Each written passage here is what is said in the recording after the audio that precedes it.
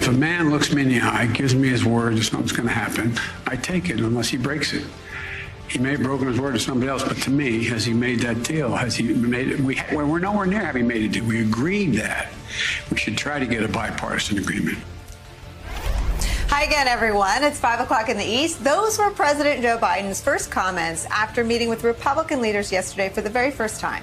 He made them last night with our colleague Lawrence O'Donnell when Lawrence asked him whether he can trust Kevin McCarthy after McCarthy axed Liz Cheney from leadership for refusing to go along with the big lie that President Biden was elected through fraud. And here's the first thing Kevin McCarthy said to his supporters after meeting with the president. It's a text message that read, quote, "I just met with corrupt Joe Biden, and he's still planning to push his radical socialist agenda onto the American people."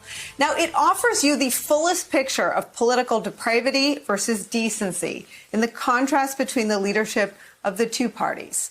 On the myriad of crises facing the country today, the contrast is even more jarring, with the addiction to conflict and manufactured outrage on the right. President Biden speaking earlier today on the gas shortages caused by a Russian hack on a U.S. pipeline. Don't panic, number one.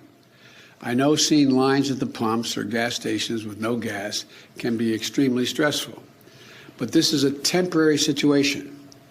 Do not get more gas than you need in the next few days. As I said, we expect the situation to begin to improve by the weekend and into early next week, and gasoline supply is coming back online.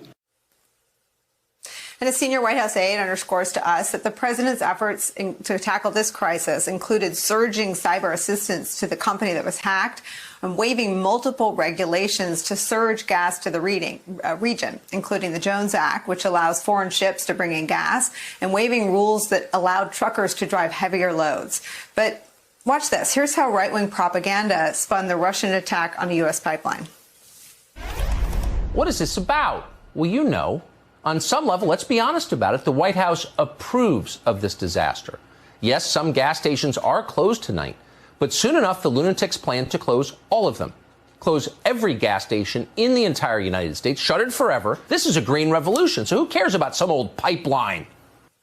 Now, we don't show you these things to raise your blood pressure. Right-wing disinformation, especially from him, has real-world consequences. These are pictures of Americans hoarding gasoline.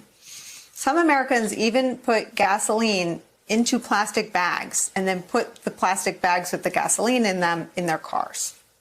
The lies on the safety of the COVID vaccine are ones we've spent a lot of time discussing on this program. As many doctors and experts, including Dr. Fauci, have told us, the vaccines are safe and they protect against death 100% of the time.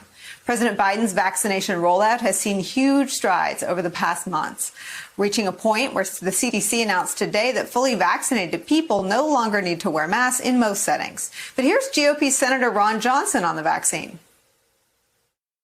What is the point? If of course, the science tells us that vaccines are 95% effective. So if you have a vaccine, quite honestly, what do you care if your neighbor has one or not?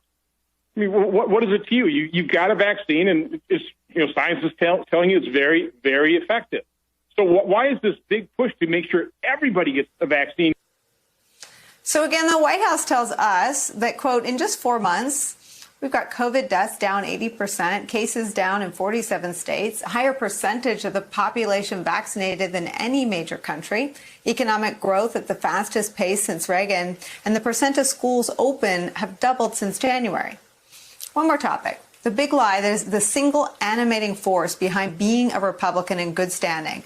Of that, the New York Times writes this, quote, former President Trump's months-long campaign to delegitimize the 2020 election didn't overturn the results, but his unfounded claims gutted his supporters' trust in the electoral system, laying the foundation for numerous Republican-led bills pushing for more restrictive voter rules.